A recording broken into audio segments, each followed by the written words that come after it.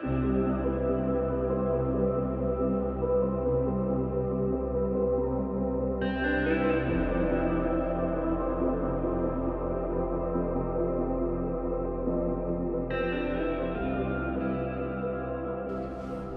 hola a todas y todos, muy buenas tardes. Estamos realmente muy felices celebrando la finalización de nuestras queridas cuartas jornadas sobre las prácticas docentes en la universidad pública. Estas jornadas que empezamos en el 2016 a partir de la inquietud de ampliar el proyecto de formación de la especialización en docencia universitaria a la posibilidad de que otras docentes, investigadores, investigadoras de la universidad y de otras universidades pudiéramos encontrarnos para poner en común en este espacio aquellas preocupaciones que nos vienen incidiendo en nuestra intervención, que nos vienen generando la necesidad de transformaciones en muchas cuestiones que vienen interpelando desde hace tiempo a la docencia universitaria y que los distintos contextos complejos que vamos atravesando cada vez nos traen nuevas preguntas, nuevas preocupaciones, tanto en la universidad como en todo el sistema educativo, ¿sí? De modo que las jornadas que estuvimos compartiendo desde el lunes hasta hoy viernes, con 25 mesas de trabajo, con 8 paneles, con más de 25 panelistas de distintas universidades de Argentina y de otras universidades de otros países, de Uruguay, de México, han sido un espacio realmente sumamente enriquecedor y cada vez nos trae la posibilidad de compartir aquello que venimos desarrollando y de entender que, bueno, que no es una voz en el desierto, ¿no? Sino que realmente cuando nos encontramos vemos que somos muchos, muchas, muchos quienes estamos intentando construir una pedagogía en la universidad que esté ligada a los problemas contemporáneos, que esté ligada a la inclusión, a la democratización, a la articulación con el territorio, una enseñanza y una investigación que amplíen sus agendas, que abran las puertas a la transversalidad, a temas emergentes en la universidad. Desde ahí hemos compartido y hemos convocado a compartir estas reflexiones, estos trabajos, estas experiencias, y bueno, qué mejor que finalizarlo hoy con dos compañeros como los que nos acompañan y por supuesto con la presentación de la compañera Miriam Soswell, directora del doctorado en educación y colega amiga que nos apoya y nos acompaña siempre desde la Facultad de Humanidades en todas nuestras iniciativas, así que bueno, la dejo a Miriam presentando a los colegas y arrancamos. Muchas gracias, Glenn. Muy buenas tardes a todos, todas, todes. Es un enorme gusto estar dando cierre a estas jornadas que han tenido una productividad muy significativa. En esta ocasión vamos a escuchar un panel en el que nos acompañan dos compañeros, colegas muy queridos, a quienes habitualmente seguimos a través de su producción, que siempre es muy estimulante escucharlos, leerlos, trabajar sobre sus ideas y por eso nos complace mucho que estén hoy acompañándonos aquí. Por un lado, contarles que va a estar en el panel y en primer lugar va a intervenir Daniel Brailovsky, que es doctor en educación, licenciado en educación inicial, maestro del nivel inicial, profesor de educación musical, por eso empezamos a hacer ritmo recién con la mesa y ¿te diste cuenta? Con el jardín también, Vamos a decir...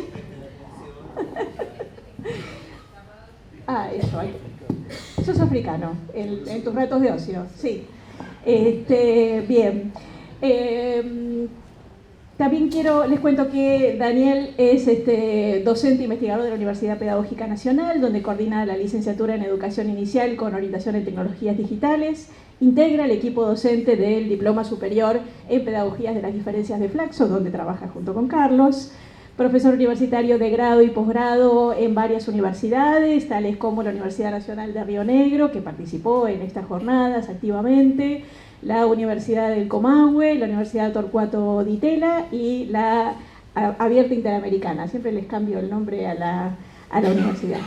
Es profesor de formación docente en el Instituto de Formación que lleva el nombre de la gloriosa Sarah Eccleston, el nombre inspirador de Sarah Eccleston, una grande de nuestra historia educacional. Investiga en el área de pedagogía y cultura escolar, coordina distintos proyectos web y ha incursionado en la didáctica del tango. Ahí me gustaría que me invites a cantar algún día. Hacer didáctica no, pero a cantar sí, Daniel. Donde trabaja en el trayecto pedagógico con maestros del tango. Ha realizado tareas de asesoramiento para organismos gubernamentales, no gubernamentales y para UNESCO. Ha escrito artículos sobre temas del nivel inicial, pedagogía y didáctica. Y ha producido libros, tanto como autor, coautor y compilador, tales como La didáctica en crisis, Dolor de escuela, Interés, motivación, deseo, la pedagogía que mira al alumno, Sentidos perdidos de la experiencia escolar, El juego y la clase, estudios críticos sobre la enseñanza post-tradicional, La escuela y las cosas, la experiencia escolar a través de los objetos, precioso libro, debo decir, Estrategias de escritura de la formación, la experiencia de enseñar escribiendo, Didáctica del nivel inicial en clave pedagógica, Pedagogía entre paréntesis, Pedagogía del nivel inicial, Mirar el mundo desde el jardín, etcétera, porque la lista sigue siendo larga, y ha creado y desarrolla junto a Ángela Menchón el podcast Sueñan los androides, disponible en Spotify, ¿sí? Quiero decir que me parece especialmente destacable del trabajo de Daniel, que conjuga la investigación sistemática, la formación académica, el trabajo en posgrado con una profunda implicación siempre constante con el sistema educativo en sus distintos niveles de la enseñanza, esa proximidad siempre, poder trabajar en perspectivas muy amplias, abarcativas, que generan la reflexión, partiendo de esos elementos cotidianos de lo escolar, reflexionando sobre el trabajo cotidiano de la enseñanza. Me parece efectivamente fructífero de tu trabajo. Voy a presentarlo a Carlos y luego te paso la palabra. Nos acompaña también el queridísimo Carlos Escliar, que es investigador principal del CONICET, es investigador principal del área de educación de Flaxo, Argentina, es doctor en fonología con especialidad en problemas de la comunicación humana, realizó estudios de posgrado en el Consejo Nacional de Investigaciones de Italia y en la Universidad de Barcelona, así como en la Universidad Federal de Rio Grande do Sul, en Brasil. Y está aquí con nosotros después de haber recibido el día de ayer el doctorado honoris causa por la Universidad Nacional de Cuyo, así que estamos sumamente honrados por eso también. Fue coordinador del área de educación de Flaxo entre 2008 y 2011, periodo en el que juntos nos sacamos canas verdes cotidianamente en esa tarea, tuvimos el gusto de trabajar juntos también en eso. Actualmente coordina los cursos de posgrado Pedagogía de las diferencias, Entre cuerpos y miradas, Escritura, creatividad humana y comunicación. Ha producido una enorme cantidad de publicaciones muy significativas que son muy conocidas. Yo quisiera destacar en particular ese libro grandioso que tanto produjo, que es Y si el otro no estuviera ahí, que ha sido un parteaguas para la reflexión pedagógica no solo de nuestro país, sino de la región. Lauri, podés entrar, Los fumadores, qué cosa.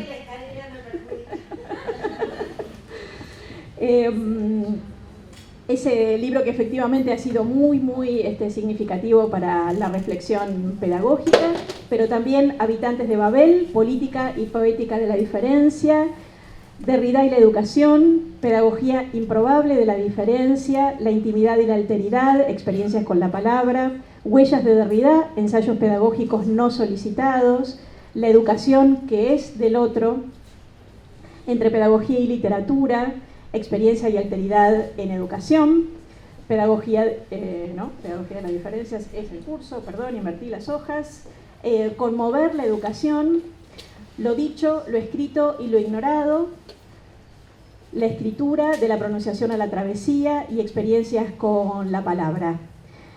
Pero también, además de otros numerosos libros sobre pedagogía, ha publicado poemas, como primera conjunción, hilos después y voz apenas. También microrrelatos, como No tienen prisas las palabras y Hablar con desconocidos. También cuentos, Los mares de la infancia, ha traducido al italiano, entre otras actividades. Co-conduce el programa de radio La responsabilidad de la palabra por Radio Sónica y es además vicepresidente en ejercicio del PEN, que en este caso no es el Poder Ejecutivo Nacional, sino poetas, ensayistas y narradores. Quisiera destacar también que cuando empezamos a transitar ese difícil momento de la pandemia, Carlos, como tantas otras veces, se puso muy a disposición para todos quienes trabajamos en educación, para pensar juntos, para situar experiencias, para traer narraciones de unos y otros lados, poniendo muy solidariamente su trabajo, sus pensamientos, su experiencia a disposición de una manera muy, muy fraterna que siempre recordaremos. Y yo creo que futbolero como sos, debes haber venido también por el partido de estudiantes, pero aquí te vamos a tener con nosotros un buen rato, así que muchas, muchas gracias. Ahora sí, escuchamos bien. Bueno, muchas gracias. Gracias por la invitación, a Glenda, a toda la gente de la universidad, y qué linda presentación, qué generosa en decir tantas cosas que abren una expectativa que espero podamos cubrir. A mí me daba ganas de hablar en el marco de unas jornadas que hablan de la universidad y de lo que la universidad hace: enseñar, formar, investigar, vincularse de distintas maneras con el mundo de la educación en particular. Hablar alrededor de una idea de investigación, tal vez una idea de investigación enfocada sobre todo en la escuela, y una investigación hecha desde la sensibilidad que nos provoca la experiencia de la escuela, que es una sensibilidad particular en vistas a la investigación, una forma de investigación, una investigación pedagógica cercana al oficio docente y a lo que el oficio produce en las personas. La escuela es una experiencia que no solo nos atraviesa como profes, sino que, como todos fuimos a la escuela, ir a investigar a la escuela no es lo mismo que ir a investigar en otros lugares. Es siempre una especie de regreso a un lugar en el que ya estuvimos para mirarlo con otros ojos, y es un lugar en el que ya estuvimos y nos pasaron muchas cosas, en el que pasamos mucho tiempo. Entonces creo que amerita pensarse esa mirada sobre lo escolar desde un lugar distinto del que se piensa, o un poco diferente, del que se piensa la investigación a secas, en donde el objeto de estudio se recorta y se lo encierra cómodamente en un objetivo general, adecuadamente ligado a sus objetivos específicos, en el que se plantea un universo con sus unidades de análisis y se hace un prolijo estado del arte con criterio cronológico, geográfico o epistemológico, y se hace un marco teórico en el que se enumeran las definiciones, las teorías, bla, bla, bla, bla. Y se diseña un estudio de campo en el cual uno hace una cantidad determinada de entrevistas, o realiza una encuesta, o analiza tales y cuales documentos, o realiza tales y cuales observaciones de cual y tal clase, participante o no participante, y todo lo que ya sabemos que suele decirse cuando se dice que se va a hablar de la investigación. Y no es que todo eso, por supuesto, no sea pertinente, lo es y mucho, pero me gustaría pensar en cierta especificidad de pensar una investigación sensible a lo que nos pasa cuando venimos de, estamos en y vamos hacia la escuela. Y se me ocurre que podría hacerse a través de describir 4 palabras, que yo describiría como 4 energías, y que son la curiosidad, en primer lugar, la lectura, en segundo lugar, la mirada acompañada de la escucha, es decir, el estar poroso frente a lo que tenemos delante, en tercer lugar, y la escritura y el pensamiento, o el pensar escribiendo, o el escribir para pensar, en cuarto lugar. Entonces le dedico unos pocos minutitos a cada una de esas 4 palabras, y después cierro con alguna pincelada más narrativa de cosas vistas, oídas o transitadas investigando en la escuela. Creo además, porque en el viaje de ida más o menos lo pensamos que podía llegar a suceder, que eso va a dar algo de pie a lo que después, mucho más interesante, tiene para decir Carlos, y que en un tercer momento podremos conversar nosotros y todos los que estamos aquí. Entonces pensamos en intervenciones no demasiado extensas para dar lugar a eso después, más abierto. Bueno, decía que la curiosidad era la primera de estas energías, y creo que es allí donde los profes del taller de tesis dicen hay que acotar, este objetivo específico no está incluido en el general, y cosas por el estilo, y cuando pasa eso, creo que, bueno, servirá para ordenar algo que ya existe, pero lo que ya existe o debería existir se parece más a cierta picazón, a ciertas ganas de entender, a cierta confusión o hasta cierta bronca de que a veces en la escuela las cosas no nos salen como quisiéramos que nos salieran, o a pesar de que ponemos todos nuestros esfuerzos no sucede lo que se supone que debería suceder, o sí sucede, pero no tenemos la menor idea de por qué. Y creo que ese tipo de cosas que nos pasan a los que estamos adentro de las aulas nos generan una forma particular de curiosidad, que es una curiosidad que nace performativa. Es decir, nace preocupada porque eso que tengo delante yo lo entienda con una finalidad muy concreta, que es seguir haciendo lo que me gusta hacer y lo que trato de hacer cada vez mejor, y sale de la pregunta cómo hacerlo mejor. Entonces, esa especie de axioma de la investigación, de que uno no investiga para cambiar las cosas, sino que uno investiga para entenderlas, lo cual tiene mucho sentido, pero que también en el caso de la investigación que hacemos, quienes al mismo tiempo somos docentes, sobre eso mismo que es la institución en la cual todo sucede, o muchas cosas suceden, amerita a lo mejor poner un poco en duda esta distancia entre lo explicativo y lo normativo que ocupa este lugar axiomático en el estudio de la investigación, ¿no? En el libro Elogio del Estudio, del que veníamos hablando, y en el que Carlos escribió un hermoso primer capítulo, hay otro capítulo que está en buena medida dedicado a la idea de curiosidad, que es el que escribió Diego Tatián. Y ahí él distingue entre el curioso y el sabio. Y la distinción que hace va más o menos de que el curioso se deja llevar, y trae algunos ejemplos mitológicos. Por ejemplo, Eva y la serpiente se deja seducir por esa manzana que no había que morder, pero tiene ganas de morderla y la muerde y desata desastres. O Pandora. Es decir, figuras mitológicas femeninas, curiosamente, cuya curiosidad es una curiosidad de quien sigue el perfume y después todo termina mal.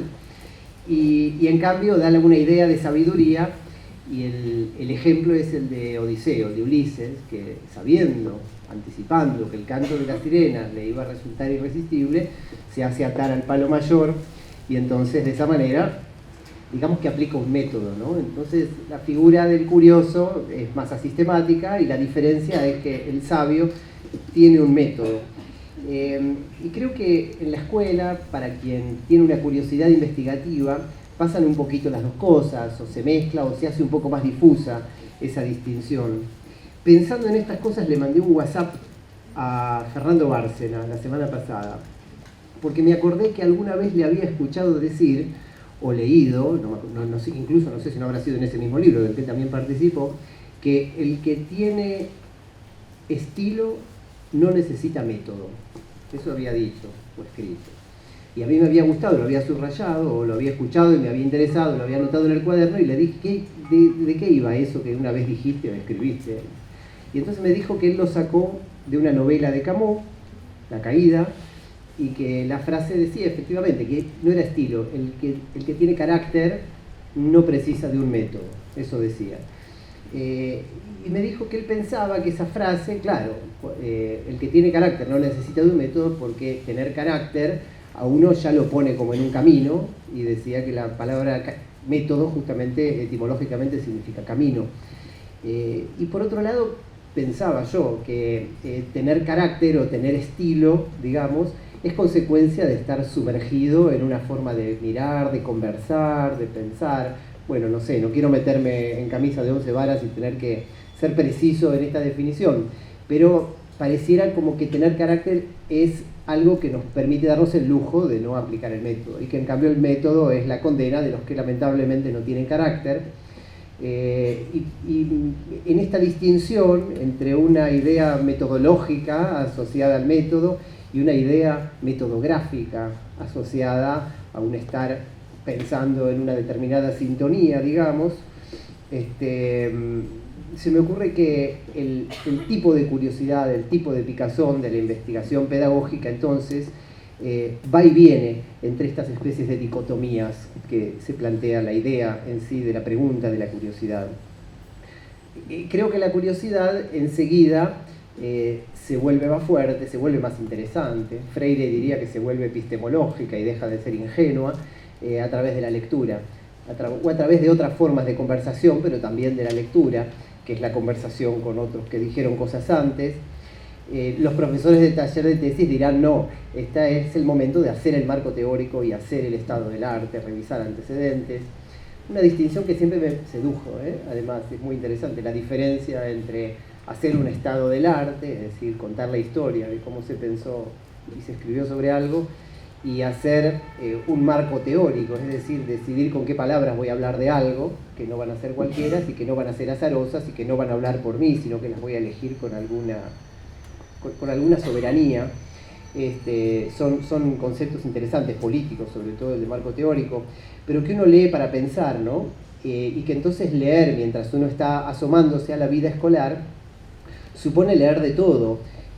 No solo leer teorías, ¿no? Sino como haces vos todo el tiempo, leer novelas, hacer hablar a los personajes de las novelas. Si algo aprendí trabajando juntos es también eso, entre otras cosas, ¿no?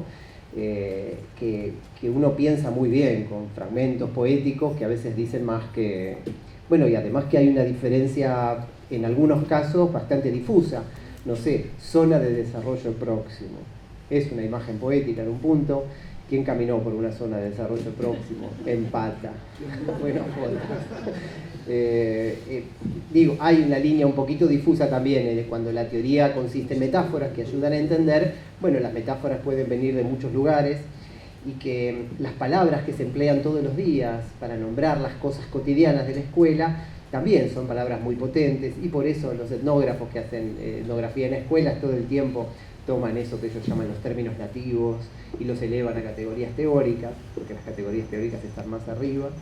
Entonces, bueno, la propia jerga que usamos todo el tiempo tiene un poder de síntesis de cosas que pasan y que no pasan, y que sacadas de su valor explicativo cotidiano sirven para pensar muchas cosas. Y pensaba que cuando uno lee, además, uno lee al mismo tiempo que escribe, o lee para escribir, y cuando uno está leyendo, uno subraya. Y siempre me fascinó el camino que hay entre el subrayado en un libro, la anotación al margen, la conversión de eso en una escritura propia, en la cual eso que subrayé se va a convertir en una cita, y la obsesión que a veces existe en la formación de investigadores porque aprendan las normas APA, como si en eso consistiera leer para escribir o escribir leyendo. Y bueno, no digo, sí, si uno las hace mal, después una revista te rechaza o te corrige y te dice que tenés que poner las comillas donde van, pero quiero decir, hay algo del orden de lo burocrático que a veces invade en el mundo de la investigación la escena, como si de eso se tratara, y entonces queda relegado a un segundo plano lo fundamental, que es qué tipo de conversación entablo yo entre mi sensación de estar mirando, mi sensación de estar leyendo, mi sensación de estar escribiendo, y esa especie de circulación que debería suceder, o que a veces afortunadamente sucede, y qué lindo que suceda. Y entonces cuando por fin logro decir lo que pienso, no con muchísimas palabras muy desordenadas repartidas en 10.000 conversaciones, sino con menos palabras, un poco más ordenadas, puestas sobre un papel o una pantalla, ¿no? Con respecto a la lectura, además, me gusta la idea que vos planteaste muchas veces, y voy tirando cosas como para que a lo mejor después las pongamos en conversación, sobre la conversación que acompaña la lectura, que es algo que te he escuchado decir muchas veces. Es decir, no sé, pienso en cuando le leemos un cuento a un niño o a una niña, cuando yo le leo un cuento a mi hija chiquita, y entonces yo digo, había una vez una tortuga, dice, ¿y por qué la tortuga iba para ese lado? ¿Por qué le pasó eso? ¿Qué sé yo, no? Entonces, la conversación que sobrevuela la lectura compartida, o la conversación que viene después, pero también sucede con otras cosas que no son la lectura, ¿no? Sucede con el juego, o mientras uno ve una película, también la comenta. Entonces esa conversación al ruedo de la lectura me parece otro punto interesante para dejar abierto sobre la lectura. La tercera de estas 4 energías, dije, es la mirada, la escucha. Es allí donde los profesores del taller de tesis, yo trabajé de profesor del taller de tesis muchos años, así que no los quiero denostar. Claro, es una autocrítica. Los profesores del taller de tesis decimos que, bueno, precisamente que hay que armar un diseño de campo, definir las muestras, definir las variables, teórica y empíricamente, y todo eso, y elegir en qué escuelas y por qué, una pública y una privada, una de jornada simple, una de jornada completa, una de varones, una de mujeres, una afuera, una adentro, una lejos, una cerca, ¿no? Para abarcar mucho. Y pensaba que esta idea de ir y mirar con los propios ojos, de ir y escuchar cosas que yo ya había escuchado y que a lo mejor yo ya había dicho, ver a personas que están haciendo algo que a lo mejor yo también hago, o muchas veces hice, o alguna vez hice o pensé en hacer, genera una sensación más que de descubrimiento, de redescubrimiento, y una sensación de más de ir al campo, volver al campo, porque es un lugar en el que ya estuve. Creo que esa sensación de regreso, en un rato me gustaría ilustrarla con alguna pincelada, decía, más narrativa, de algún ejemplo, ¿no? Pero a esta escena escolar me parece que hay que ir con un cuaderno en la mano, con un diario en el cual escribir. Lo digo metafóricamente, ¿no? Quiero decir que la escritura es una manera de mirar y que no es el lugar en el que uno ya dejó de leer porque el marco teórico ya está armado, sino que las cosas que suceden en el aula, por lo menos a mí, me han dado ganas de ir corriendo a leer algo sobre eso, para ver cómo entiendo lo que acabo de mirar, qué nombre le pongo, cómo lo hago discutir con otras miradas, etc. Creo que mirar con un cuaderno en una mano y un libro en la otra, entonces, es una buena metáfora. Y después la idea de registro, ¿no? Cuando uno piensa en el investigador como alguien que observa, mira, participa, registra, está esta idea del antropólogo sentado en un costado, escribiendo, haciendo un registro denso, ¿no? De las cosas. Y pensaba que el registro también es como un gesto de cuidado, ¿no? Hay una idea medio, digamos, burocratizada del registro, pero que registrar, es decir, mirar con atención y pensar que hay algunas cosas que valen la pena dejarlas asentadas, dejarlas, no para que después sean usadas en contra de nadie, sino al revés, cosas que solo están allí si podemos verlas, y solo podemos verlas si hacemos el ejercicio de mirar también con la mano que escribe, con la cámara que fotografía, con el grabador que graba y volver a escuchar. La sensación de volver a recorrer la voz que ya se escuchó en una grabación, por ejemplo. Me gusta mucho hacer el ejercicio con mis estudiantes de investigación de grabar una entrevista de 2 minutos, de 3 minutos, a algún docente de la institución, de la universidad, y después escucharla e ir parándola cada vez que algo fue dicho y es susceptible de ser objeto de una conversación dentro del grupo, en el aula.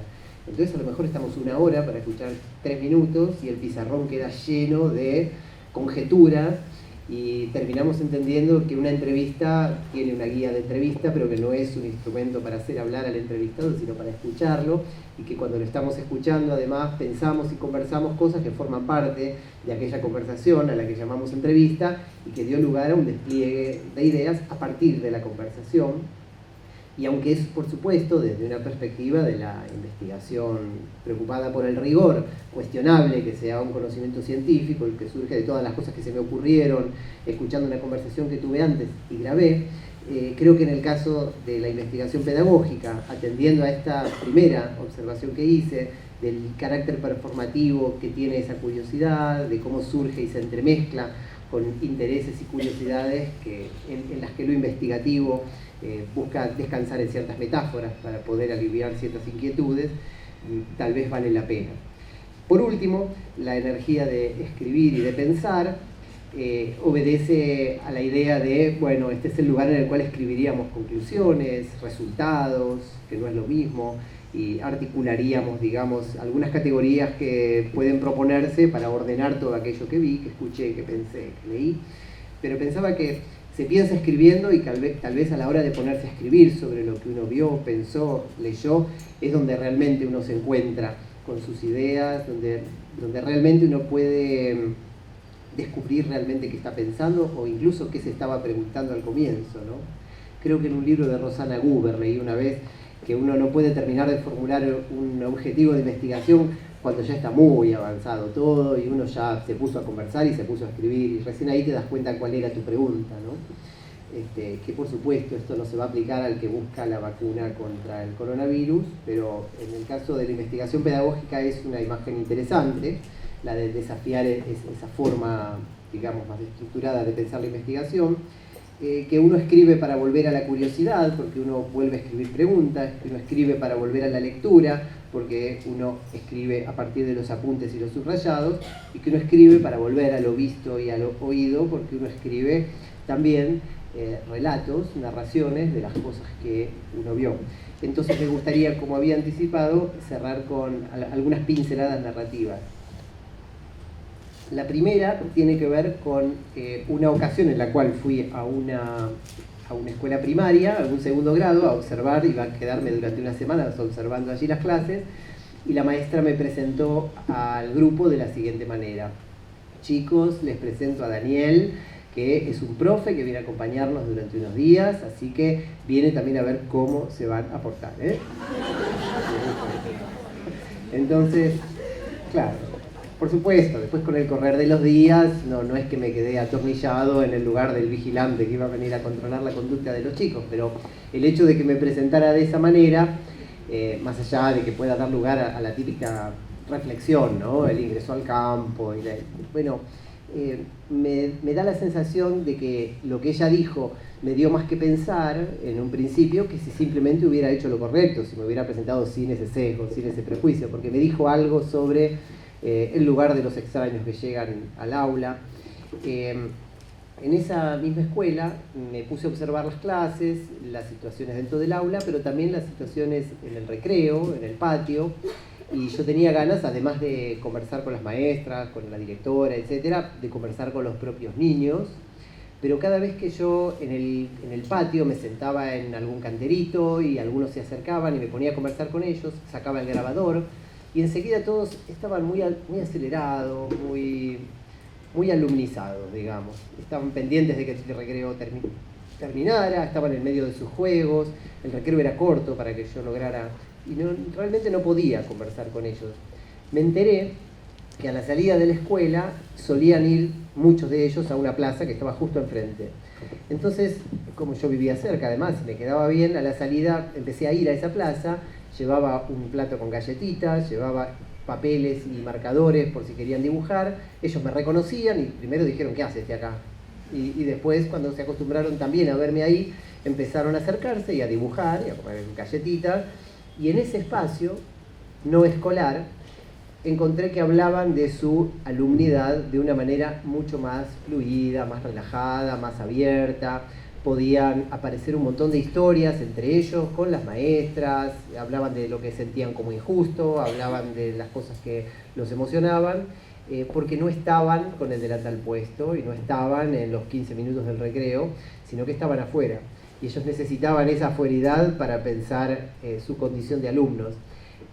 Lo menciono simplemente como una de las cosas que uno puede ver o intuir en este tipo de investigación y que a lo mejor no sé exactamente cómo, pero se ligan con algunas de las reflexiones anteriores. Y por último, me traslado a un jardín maternal en el que trabajé muchos años. Yo era maestro de la sala de 2 y al año siguiente de la de 1 y después de la de 2 y de la de 1 y de la de 2, es decir, pasaba de sala con los chicos, entonces tenía los grupos durante 2 años. Entonces llegaba, y no eran grupos muy numerosos, porque en el jardín maternal uno no tiene 30 alumnos, uno tiene 12, 14. Entonces llegaba a conocerlos muy bien. Cuando en algún momento observé que algo que cualquier maestra jardinera sabe de los niños más pequeños es que se pelean todo el tiempo entre ellos por los juguetes. Tienen un sentimiento exacerbado de la propiedad. Las explicaciones que en general se brindan para este interesante fenómeno anclan en la psicología, ¿no? Bueno, el egocentrismo infantil, la etapa anal del desarrollo psicosexual según el psicoanálisis, que se caracteriza por la retención, entonces son retentivos con los juguetes también, ciertos traumas familiares ligados a la mudanza, el nacimiento de un hermanito, los vuelven también más apegados a las cosas. pero siempre la culpa es de los chicos, digamos, y de su infantilidad psicológicamente explicada. Y yo sospechaba, y junto con mi compañera de ese año, que había explicaciones diferentes, más escolares y más situadas, y empezamos a hacer un registro de todos los episodios litigiosos entre los niños a propósito de los juguetes. Los describíamos minuciosamente. Vino uno, le sacó el juguete al otro, el otro se puso a llorar y cuando vio que lloraba se lo devolvió. Y después cuando se calmó se lo volvió a sacar y vio su llanto y jugó durante un rato a aprender y apagar el llanto del otro con el juguete. ¿Eso es egocentrismo? ¿O todo lo contrario? ¿Eso es retención? ¿Es etapa anal? Digamos, había ahí una enorme curiosidad y fascinación por la reacción del otro cuando le daba y le quitaba el juguete. Otra situación que creo que todos conocemos y hemos estado con chicos, le saca el juguete, el otro llora, pero va a buscar otra cosa, pero cuando busca otra cosa ya no le interesa lo que le sacó y le va a sacar lo nuevo, y así con cada cosa que agarra, ¿no? Como que nunca termina de apropiarse de algo porque apenas está en sus manos deja de estar en las manos del otro, deja de ser algo arrebatable, que es lo que quería. Y parece que, y una mucho más interesante, estamos merendando, como siempre, en sus tacitas naranjas pequeñas los chicos, en nuestras tazas verdes más grandes, les docentes, y en cierta oportunidad no alcanzan las tazas naranjas y algunas tazas verdes les son entregadas a los niños. Desastre, batalla campal, todos los niños se pelean por las tazas verdes, que por algún motivo les interesan mucho más que las naranjas. Y les interesan mucho más porque están manchadas de docente, porque hay algo de nuestra propia, la jerarquizamos usándolas, esas tazas. Entonces hay un mapa de valor que la propia intervención de la maestra trazó en esos objetos y que genera entonces un conflicto entre los niños. O sea, no solo no dependía en ese caso de una explicación psicológica del niño, sino que se derivaba de una cuestión de la propia gramática escolar, ¿no es cierto? Bueno, con eso simplemente las recopilamos, hicimos algo más o menos, un ensayito interesante que quedó publicado por ahí, pero lo menciono como un ejercicio de investigación que, sin ser una investigación demasiado relevante, me parece que en mi propia biografía como docente y como investigador es importante porque me da un ejemplo de una picazón que surgió adentro del aula, que generó lecturas, que generó escrituras, que generó formas de mirar y de conversar con los otros, y entonces quería simplemente cerrar contándolo. Dicho esto, mirá, con mucha puntualidad, entonces le doy la palabra a Carlito.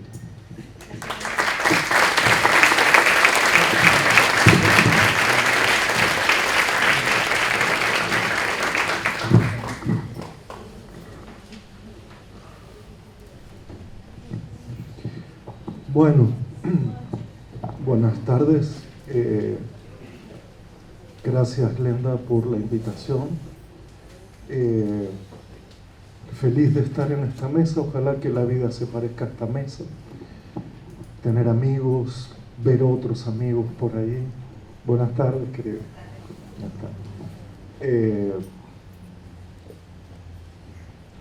Les confieso mis temores. Desde que Glenda propuso este encuentro, no me daba igual venir con algo ya previsto de antemano, y aproveché una circunstancia muy particular, que era que iba a empezar a dar un seminario en la universidad para plantear algunas preguntas sobre qué quiere decir ir a la universidad, estar en la universidad,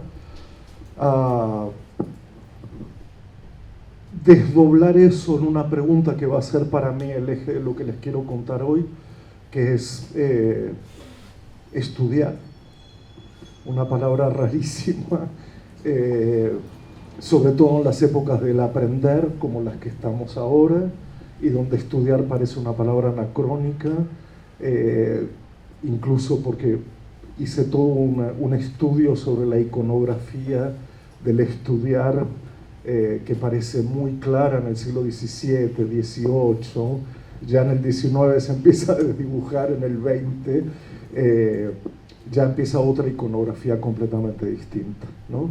Incluso en la literatura hay una gran concentración novelística sobre el estudiar, que luego poco a poco se va desplazando hacia la figura o del profesor como personaje principal o del estudiante como personaje principal, pero no de la acción del estudiar, ¿no? Tanto la iconografía, la pintura, el retrato del estudiar como el ensayo novelado del estudiar se fueron desplazando hasta borrarse, no casualmente, con una cierta coincidencia coyuntural, digamos, que es que hoy la palabra estudiar tiene una resonancia muy particular, ¿no? En ese seminario donde quise probar algunas preguntas, las primeras tuvieron que ver con aquello de a qué venimos, qué quiere decir ir a la universidad, ¿no? ¿Qué quiere decir ir? Es decir, qué quiere decir salirse de donde uno está para ir a otro lugar que llamamos universidad, pero sobre todo la pregunta tributaria de otras preguntas de otras épocas podría haber sido, y me gusta, la pregunta de ¿dónde estamos cuando estamos en la universidad? ¿Dónde estamos cuando estamos en la universidad? Esa es una pregunta que muchos de ustedes sabrán, es una pregunta de Hannah Arendt, pero no así. La pregunta de Hannah Arendt es ¿dónde estamos cuando pensamos? Y la pregunta de Hannah Arendt fue reformulada por otro filósofo, Peter Sloterdijk, cuando dijo aquello de ¿dónde estamos cuando escuchamos música? Y a mí me gustó mucho eso en un librito que escribí que tiene que ver con la lectura, que es ¿dónde estamos cuando leemos? Es una pregunta rara, ¿no? Como ¿dónde estamos cuando leemos? Porque parece ser una pregunta de espacialidad, una pregunta física, una pregunta de presencia, una pregunta de lugar, una pregunta de habitar un cierto lugar, pero en realidad es una pregunta de, como bien dijo Hannah Arendt, parece de lugar pero es de tiempo. Es decir, que ese ¿dónde estamos cuando estamos en la universidad? Hace una pregunta no tanto por el espacio, que también es importante, por supuesto, sino más bien por el tiempo en el que estamos en un lugar, ¿no? Ese desplazamiento tan bonito y tan curioso y tan enigmático del dónde que se responde por una duración del tiempo, por una intensidad del tiempo, por un instante del tiempo, por un momento del tiempo y no tanto por la idea de el lugar que se ocupa o el lugar que se habita. Cuando con este grupo del seminario hicimos esas preguntas, de inmediato aparecieron las dos grandes tendencias históricas en que se puede dividir la educación en términos generales, y soy muy consciente que tengo a mi lado, con una chaqueta verde, una gran historiadora de la educación, y sé que me voy a meter en una, por simplificar, me voy a meter quizás en una simplificación, que sería la siguiente. Muy rápidamente, cuando uno se pregunta eso de ir a un lugar, pero que es un tiempo, y cuando el tiempo no es el tiempo que pasa, sino lo que pasa en el tiempo, si se entiende esta idea, enseguida lo que resuena junto con la palabra universidad son dos tópicos sustantivos de una enorme magnitud, que no se pueden ni siquiera conceptualizar como son mundo y vida. Por ejemplo, vamos a la universidad porque el mundo así lo exige, porque tiene un carácter de exigencia adaptativa, es decir, hay que ir a la universidad, no es ir a la universidad, sino que se agrega ese grito moral anterior que es hay que ir, hay con H, pero parece hay, ¿no? Hay que ir a la universidad, o sea, debemos ir a la universidad, parece ser un derrotero naturalizado, pero también suena algo con la vida, que es preguntarse qué tiene que ver con la vida individual y la colectiva, ir a un lugar donde vamos a hacer que algo pase en el tiempo y que no sea solo un deber moral. En el fondo, lo que estoy queriendo decir es que podríamos representar en dos grandes grupos esas tendencias entre vida y mundo a propósito de un carácter preparacionista de la educación, tan intenso, tan marcado, históricamente clave, ¿no? Es decir, vamos a la universidad para prepararnos para otra cosa. Es decir, que ahí hay una relación con el tiempo que yo llamaría muy curiosa, porque entonces no habitamos el presente, sino que estamos pendientes en una relación tensa con lo que ocurrirá después. Y probablemente en esa idea preparacionista, el presente quede un poco suspendido, postergado para más adelante, para más tarde. Es lo que podríamos llamar la preparación para otra vida, que no es la que tengo, es la que quisiera, y la universidad sería como el intermedio entre una vida que es y una vida que tendré, y una relación con el mundo que tengo y que tendré. Pero el carácter preparacionista, y esta es una pregunta, una indagación que todavía me conmueve, puede ser interrogada justamente por quién decide o cómo se decide el carácter preparatorio de una institución formativa. Lo resuelve la comunidad educativa, lo resuelven las familias, lo resuelve la ciudad, lo resuelve el presidente, lo resuelve el mundo tal cual es, el mundo naturalizado, quiero decir. Y por lo tanto, en muchos casos sobreviene la inquietud de que participamos de experiencias preparacionistas, pero no las podemos formular del todo. Es decir, no está en nuestras manos terminar por anticipar la dirección que puede tener una preparación, y más bien, sobre todo en esta época del mundo, previa a la pandemia inclusive, claro, ese carácter preparatorio está siendo decidido en otro plano, con un juego, un ejercicio muy curioso que es el de establecer con un poder brutal cuáles son los atributos de una época, naturalizarlos, y hasta ahí podemos participar. Es decir, todos podríamos participar en decir qué mundo es este y qué vida es esta, pero la sutileza ocurre cuando un determinado atributo es considerado virtuoso. Y ahí parece que se vuelve incontrastable y que hay que adaptarse a ese atributo virtuoso. Por ejemplo, hoy la aceleración del tiempo, ¿no? Uno podría decir que la aceleración es un atributo de la época, no lo niego, pero cuando fue convertido en virtuoso hasta tal punto que en el Día de las Infancias una publicidad de las más insistentes decía: regalarle velocidad a tus hijos. Y yo, que soy de otra época, pensé que se trataba de una patineta. O sea, regalarle velocidad a tu hijo, ¿no? Empujarlo en la bicicleta. Y sin embargo eran megabytes, digamos, ¿no? Eran megabytes. Entonces esto que es considerado un atributo epocal, sin duda, por algún poder económico, por una industria publicitaria, una industria del entretenimiento, se vuelve virtuoso, y es ahí donde el carácter preparacionista se nos escurre de las manos. Y es cuando ese carácter de preparación, en que muchas universidades entregan directamente sus programas y sus proyectos, cuando podríamos decir solo participamos a nivel de la exigencia adaptativa. Entonces, este es un registro primero que yo quería hacer: cuánto la universidad puede caer en la trampa, incluso en la tentación, de ser solo una institución de adaptación a las exigencias de una época determinada, que se confunden con la exigencia de rendimiento, claro, ¿no? Y por lo tanto con toda la racionalidad evaluadora que la acompaña.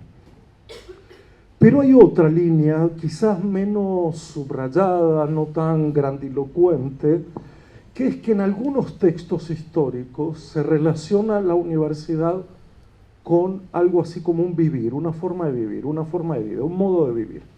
Y esto sí que responde mucho más a la pregunta por el tiempo presente. Ya no sería tanto en qué nos convertiremos, sino en qué estamos siendo y qué podemos hacer juntos, ¿verdad? Que es la pregunta comunitaria por excelencia. Yo tenía 50 páginas para leer y todavía no empecé, y creo que voy a descartar completamente el texto, perdón, porque me parece más interesante no sé qué, pero me parece más interesante de todas formas. Es decir, me veo como con ganas más de alzar la vista que de refugiarme en lo que más o menos ya tengo claro. Pero bueno, ahí en este segundo carácter, que no es preparacionista, aunque tenga efectos de preparación, creo yo, claramente tienen efectos formativos. Es decir, es casi la pregunta sobre qué forma más, si el tiempo libre o el tiempo ocupado. Y uno podría decir, no, el tiempo ocupado en esta época es clave para la preparación, pero también uno reserva el derecho de decir cuánto un tiempo libre es altamente formativo, ¿no? Entonces, en esta segunda tendencia, y leyendo algunos pensadores de otras décadas, se decía algo así como que al lado de este objetivo preparacionista, porque es al lado, porque no es eludible tan fácilmente la idea de preparación, hay otro que tiene que ver con que las instituciones en general tienen como propósito que la gente pueda pensar por sí misma. Esto parece una banalidad, ¿verdad? Es decir, que en la universidad la gente piense por sí misma. Ahora, ¿cómo juntamos este rompecabezas? Si por un lado hay una preparación decidida en otro lugar por otro tipo de poder, no de una forma comunitaria, con este objetivo que es crear una comunidad de pensamiento. Siempre y cuando entendamos pensamiento en un sentido bien largo, no un pensamiento jerárquico, no un pensamiento solo conceptual, es decir, que entendamos el pensamiento en el contexto no solo del mundo, sino también de la vida.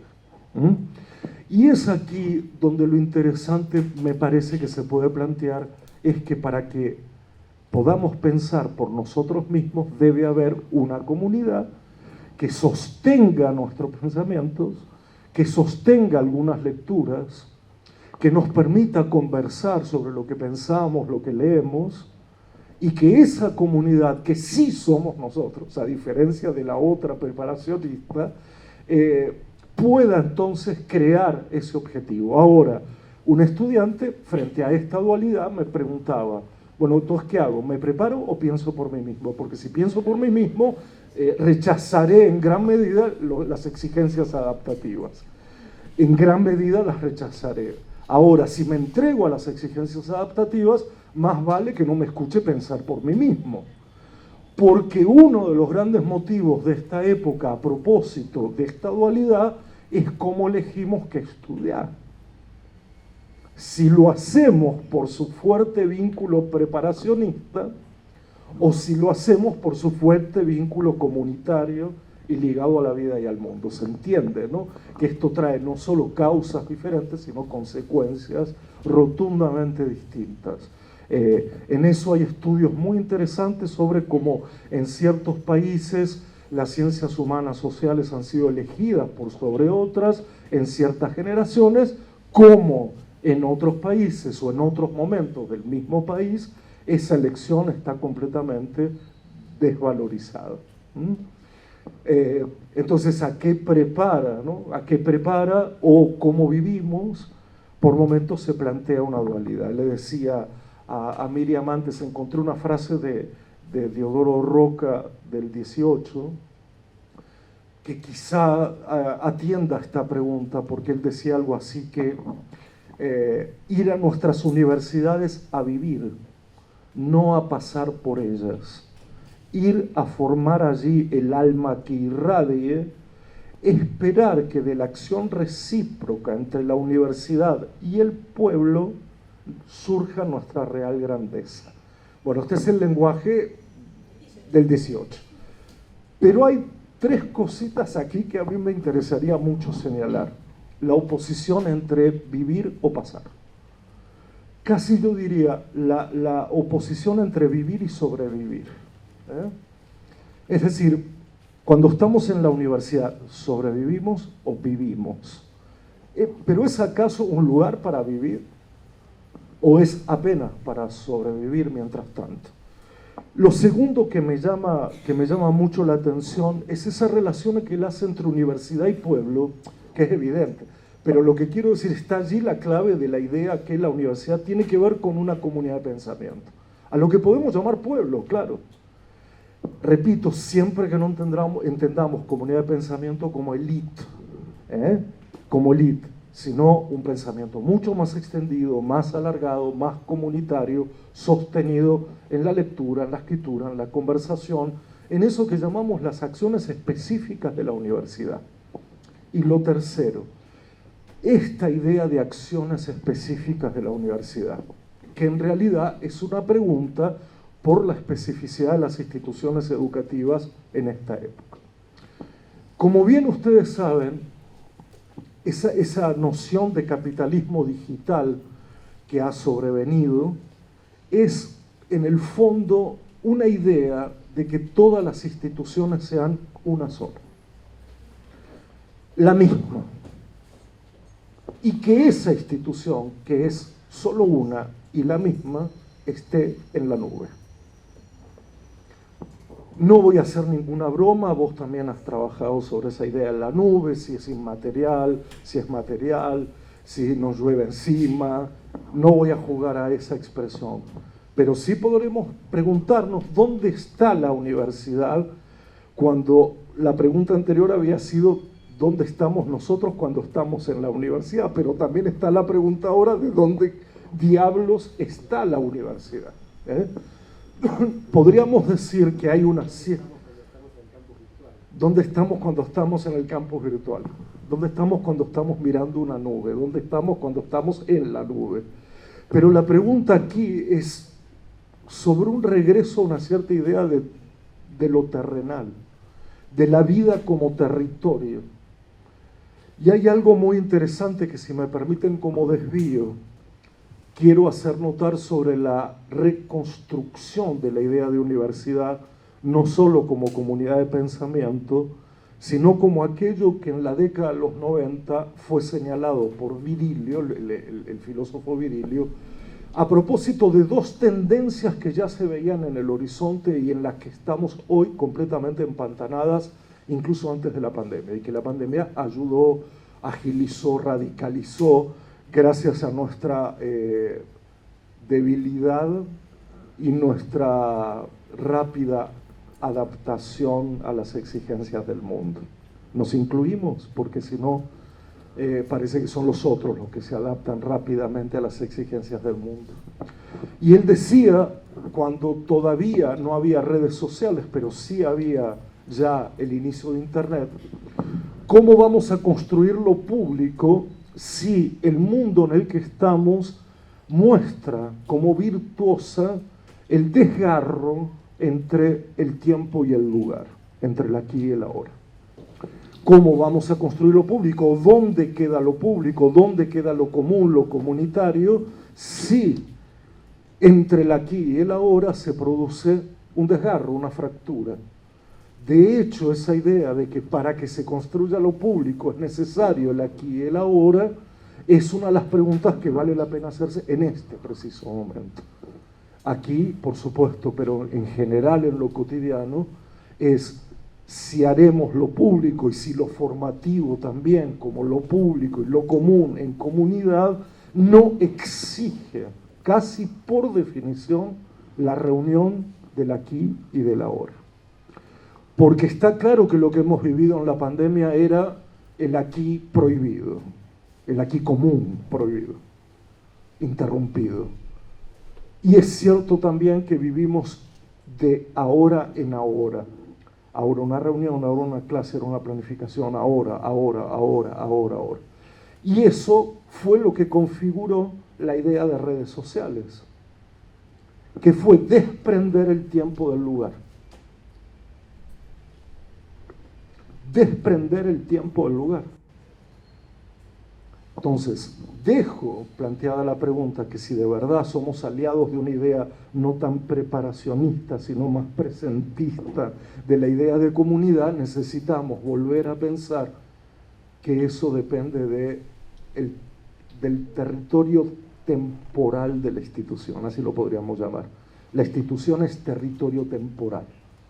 Es decir, no es ni territorio fuera del tiempo, ni tiempo fuera del territorio. Es un territorio temporal o una temporalidad de territorio, como la quieran llamar. Ese fue el primer alerta. para lo público recomponer el aquí y el ahora, el tiempo y el lugar, reunirlos otra vez.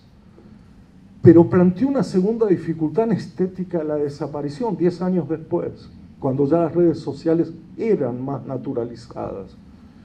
Y encontró una duda, una pregunta también sobre lo público a propósito de nuestra rara relación o fascinación con lo lejano que podía producir una cierta desatención con lo cercano. Él lo decía literalmente y textualmente, decía, estamos más cerca de los que están lejos y más lejos de los que están cerca en las redes sociales. Por la ilusión de la comunicabilidad, por la ilusión de una cierta eficacia de comunicabilidad, evidentemente nos distanciamos, desatendemos lo que está al lado, incluso a los hijos, a las hijas, incluso a los vagabundos del barrio, como digamos estoy pensándolo ahora, para prestarle atención a qué le pasó a la reina de Inglaterra el otro día, que lo que le pasó fue que la borramos de Instagram porque ya no es un contacto activo, no es un contacto activo.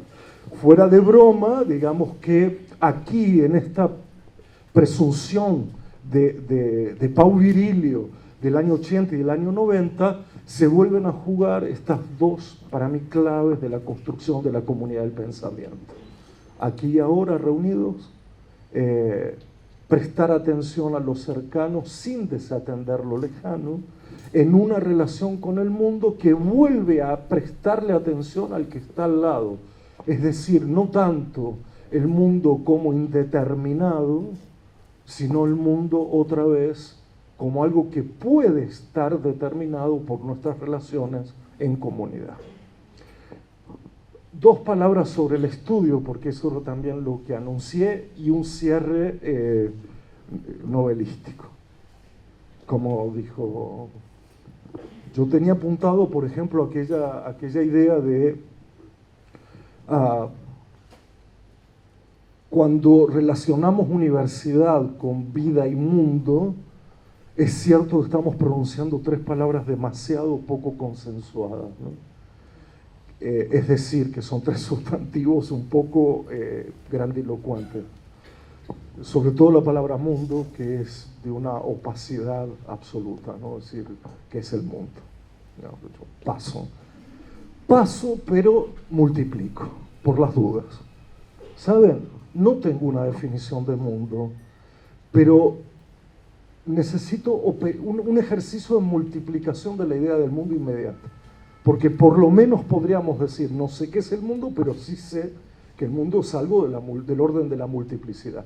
Entendiendo multiplicidad en el sentido más filosófico, que es lo opuesto al uno, a lo único, a lo determinado, pero también es la pura excepcionalidad, lo incontable, lo que no podemos terminar nunca por definir, es decir, la existencia innumerable, incontable de mundos al interior del mundo. Y me gusta que en ese sentido le prestemos atención a la distinción entre el mundo existente, el mundo que nos toca, el mundo perceptible, el mundo clásico, digamos, el mundo del siglo XVIII, que es el mundo perceptible, digamos, y qué pasa con el mundo de lo que ignoramos. Y esta es una pregunta que me sobrevino de un estudiante de la universidad, que preguntó directamente lo siguiente: ¿aquí venimos a estudiar lo que ya sabemos o lo que ignoramos?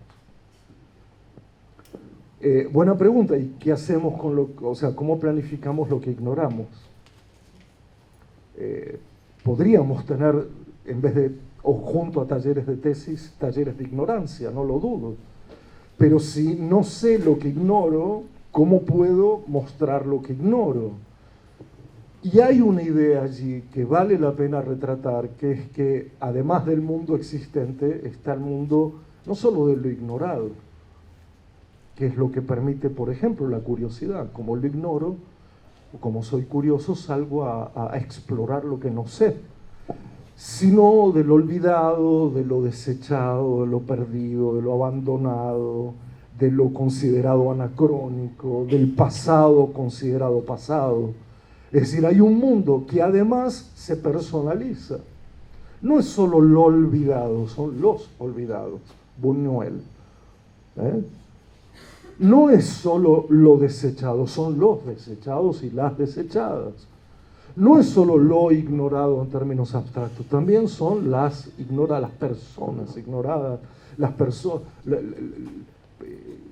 lo que hemos ignorado en términos de sujetos concretos, de comunidades concretas. ¿Y qué compone más el estudio de la universidad, ¿no? ¿Hay acaso una fórmula que reúne el mundo que sabemos del mundo que ignoramos? ¿Podemos componer en la universidad un escenario y una atmósfera tal que lo olvidado, lo ignorado, lo desechado, lo perdido, o lo que todavía no sabemos, o lo que todavía no es, pueda hacerlo? Y creo que ahí hay una punta interesantísima que ya comenzó, sin duda, porque efectivamente en la universidad se puede presentar, como en varias instituciones, aquello que hasta aquí fue ignorado. No solo bajo la forma de conocimiento, sino también bajo la forma de acción, bajo la forma de ejercicio. Y entre todas esas cosas olvidadas, ignoradas, desechadas, aparece el estudiar. Lo digo honestamente porque creo que todos hemos caído en una trampa de exigencia adaptativa, de aceleración del tiempo, de preparación, lo que ha hecho que estudiar haya perdido su dimensión, su densidad, su magnitud. Yo diría incluso el estudiar porque sí, el estudiar para nada, la idea de estudiar sin ningún tipo de utilitarismo mediante, esa especie de inutilidad del estudio como virtud, ¿no? Al revés, la inutilidad del estudio como virtud, parecen formar parte de un pasado, si es que acaso había ese pasado, porque aquí también hay que tener cierto cuidado con romantizar esas figuras iconográficas del siglo XVII, XVIII, incluso del XVI, del estudiante inclinado sobre un texto con una vela, el ambiente cerrado, ese gesto individual reconcentrado que nació, creo yo, haciendo un salto brutal en la historia, en aquella primera didáctica de la lectura de Hugo de San Víctor en el 1122, la Baja Edad Media, cuando Hugo de San Víctor en la primera didáctica de la lectura decía que la lectura era meditatio circunloquium assentio, ¿no? Como una actividad que te elevaba, pero que tenía que ver con la meditación, tenía que ver con el circunloquio, el monólogo, esas cosas que decimos para nosotros mismos, y que para mí tuvo origen allí, porque tuvo una fuerte impronta sobre los primeros textos de enseñanza de la lectura, y que termina por allí, por el final o principios del 20, cuando estudiar se convierte en una palabra ligada al autoritarismo, a la obligatoriedad, y cede paso a lo que empezó entonces a llamarse sociedades del aprendizaje, aprender a aprender, sociedades del conocimiento, industrias de la información y de la opinión, y donde estudiar es una rareza, digamos, es una rareza. Incluso en el juego, en el ejercicio de dar a leer y de dar a estudiar, es puesta bajo sospecha el para qué, el qué tiene que ver eso conmigo, qué parte hay que estudiar, si estudiar se relaciona con el ser evaluado, pero no con el ejercicio en sí.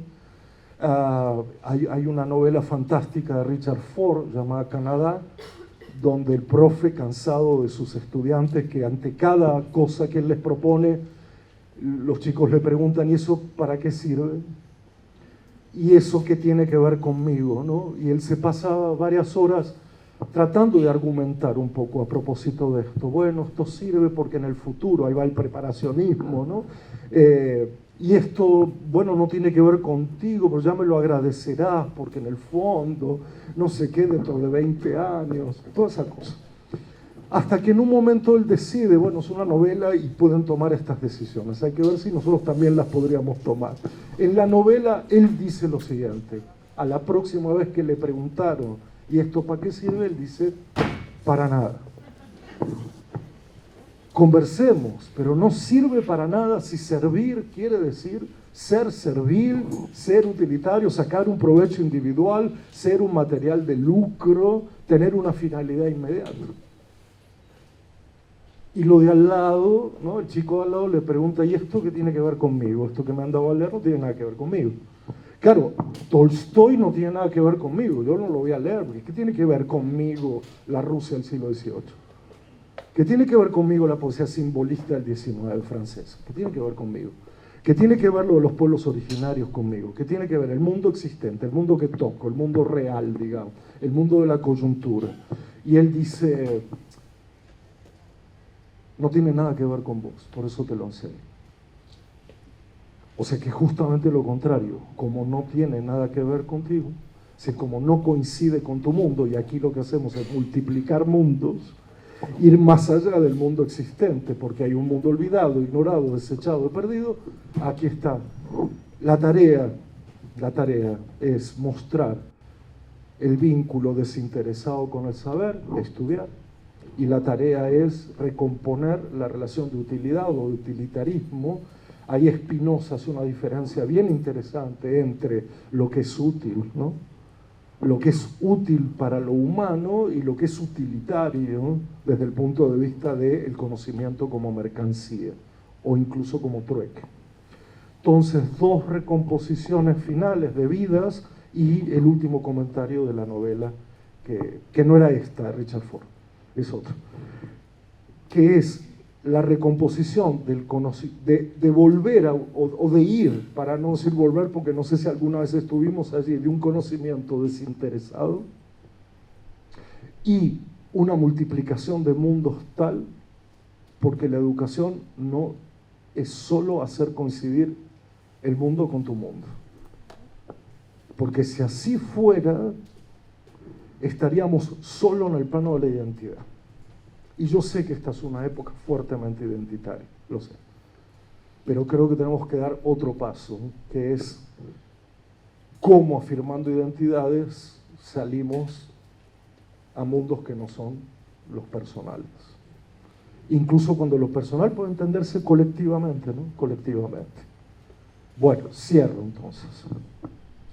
Hay un montón de novelas, hay un montón de pinturas, se puede hacer todo un rastreo historiográfico, pictográfico sobre la imagen del estudiar, pero solo me voy a detener en una novela y en un personaje muy conocido porque fue como muy celebrada, la novela Stoner de John Williams, una novela del año 62 que nadie leyó en el año 62, nadie leyó en el año 62, pero la editorial se hizo la graciosa y 50 años después puso un sello que decía 50 aniversario de una novela que nadie había leído y ahí todo el mundo la empezó a leer. Mirá, se cumplieron 50 años de esta novela que nadie conocía. Y fue como un rayo furibundo. La verdad que atravesó buena parte de muchas discusiones literarias, pedagógicas. Yo quiero tomar solo una escena, solo una escena, y debe haber varias, que es la famosa escena que tiene que ver con el profesor y el amor. Algo también rarísimo, porque por un lado el amor se ha banalizado tanto, ¿no? Y se ha hecho tan genérico, ¿no? El amor a la humanidad, el amor a los niños, el amor a la pedagogía, son amores muy raros, muy raros. Y cuando Stoner, este personaje que viene de un medio rural, invierte la lógica de su mundo y de su vida, contradiciendo la idea de que ya tiene un destino trazado de antemano, se hace profesor él mismo y no hace aquello de volver a de dónde ha venido, porque ese era el mandato paterno, materno. En ese momento, él le pregunta a su profesor, que le dice que Stoner va a ser profesor, le dice, yo, profesor, pero ¿por qué? Y su profesor, llamado Sloan, le dice, porque usted está enamorado. Le dice enamorado. Yo dije enamorado, no sé por qué me salió así, pero, o porque tengo una copia un poco borrosa del libro. Usted está enamorado. Y hay todo un pensamiento sobre qué significa estar enamorado en ese lugar donde estamos cuando decimos que estamos en la universidad. Y que se puede explicar como el amor doble. que a veces pensamos que es uno solo, o que a veces pensamos que es el otro, que no es ni el amor a la materia que enseñamos, sino ese amor a la materia que enseñamos y el amor a contarle a los demás la materia que amamos. O sea que hay una duplicación de la tarea que en la historia se ha visto como separada, que es amar algo, claro, amar algo del mundo, un fragmento del mundo, poesía medieval inglesa. Amo esto. ¿Es suficiente? Para ser profesor y poder estar en el lugar donde estamos, parece que no sería suficiente. Y que amar una materia necesita además de otro amor, que yo podría llamar de amabilidad en la transmisión, ser amable en la transmisión. Y que es la idea de no solo amo mi materia, sino que amo contar mi materia. Esperando, como dice Jorge, no se sabe qué. No sabemos qué esperamos de eso. Pero lo mínimo es que además de amar nuestra materia, amemos contarla a los demás, dándole a nuestra tarea un carácter narrativo. No explicativo, narrativo. Es contar a los demás, porque cuando te cuento, cuento contigo. Cuando te cuento, contás conmigo. Y ahí se crea el doble vínculo educativo, lo narrativo y lo afectivo al mismo tiempo. Cierro por aquí por ahora. Gracias.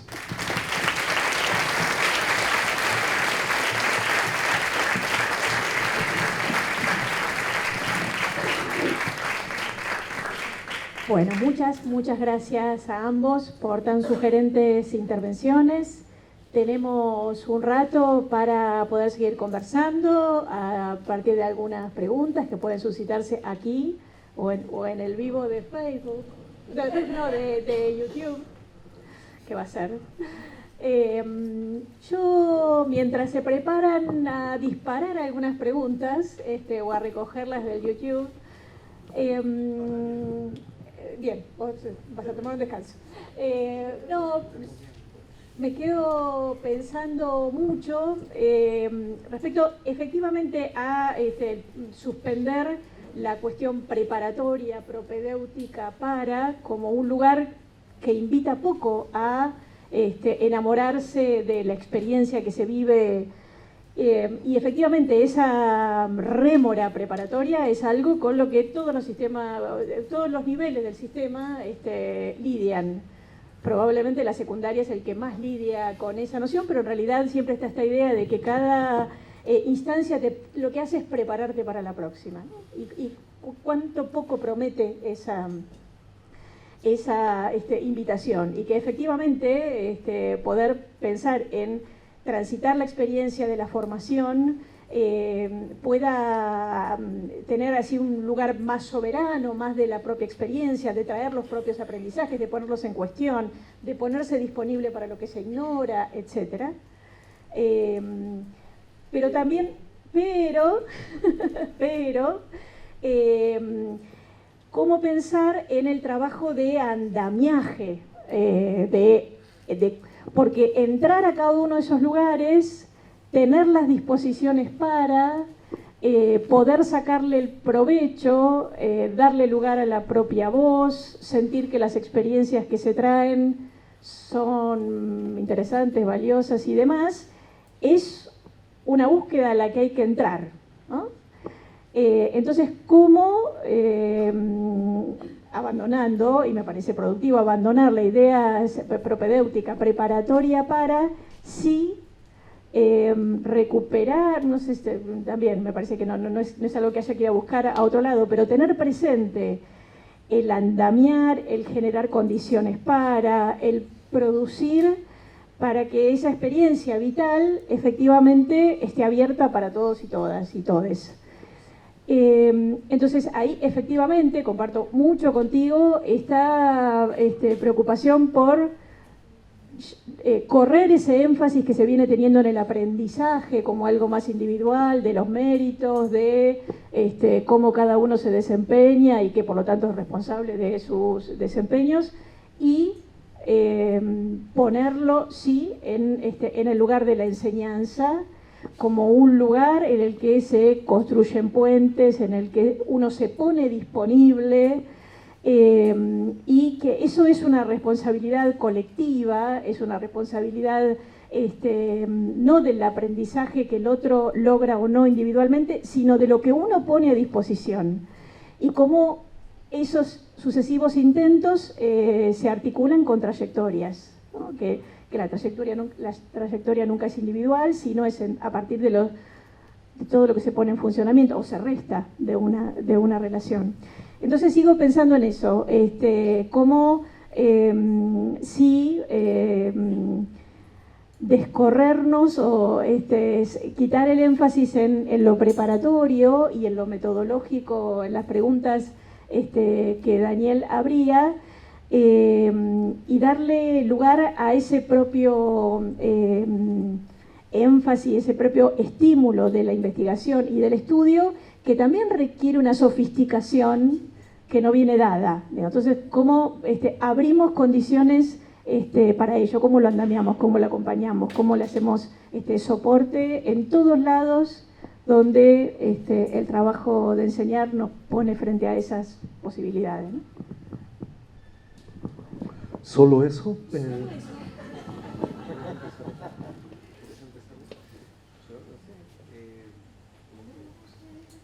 Bueno, empiezo yo y después te paso. Otros 40 minutos, ¿te parece? En efecto, a ver, primero, yo no sé si es una cosa o la otra, sé que han estado ambas, ¿no? La preparación y la comunidad han estado como activas ambas, lo que pasa que vuelven de alguna manera a esa tarea imposible. Si conservamos las dos en tensión y si históricamente no subrayamos una más que la otra, ¿no? Hay la acentuación en ciertos periodos históricos, por ejemplo, es claramente preparacionista, porque además está muy aliado al capacitacionismo, al empleacionismo, al emprendedurismo. Es decir, quiero decir con esto que hay razones por las cuales se acentúa en esta doble tendencia que compone la formación, y yo no niego que la preparación es lo que se espera, por otro lado, ¿no? Lo que uno diría es no desde tan pequeñitos, esperemos un poco, no llevemos eso propedéutico a la sala de dos, no aceleremos, eso tal vez sea justamente un dilema de la mitad de la escuela secundaria en adelante, digamos, sin negarlo, ponerlo en su lugar y interrumpirlo allí donde contamina todo, ¿no? Contamina todo. Entonces debería haber incluso una pregunta anterior que yo no formulé, pero que tal vez sea conveniente para esta conversación. Y es si la educación es pura continuidad del mundo o es su interrupción, o una versión mezclada, ¿no? Para que quede, ¿no?, un poco esta idea de la educación continúa el mundo tal cual es. Bueno, es una posibilidad, ¿no? Continuar el mundo como es poner la educación como extensión del mundo.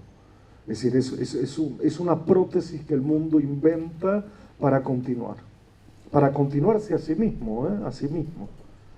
Pero también cabe la pregunta, porque hay suficientes experiencias al respecto, de lo interruptivo del gesto educativo, que es ese momento cuando interrumpimos el mundo tal cual es, y lo que hacemos es tratar de que haya otro mundo, o un desvío de ese mundo, o una detención de ese mundo, o la invención de otro mundo, ¿verdad?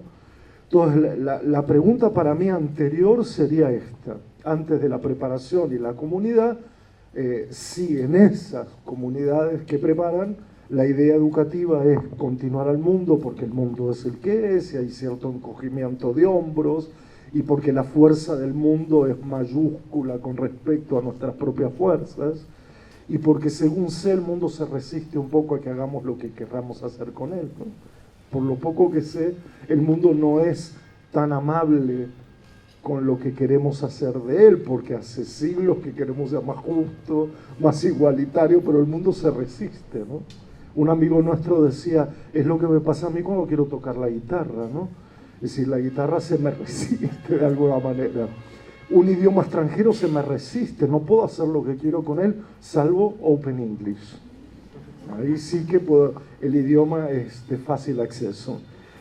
Bien, esto por un lado, ¿sí? Me parece que hay una pregunta que nos podemos hacer en comunidad mientras estudiantes, mientras la ciudad comienza a volverse, ignoremos, ¿no? Aquí está el clásico, digamos, aquí está el clásico.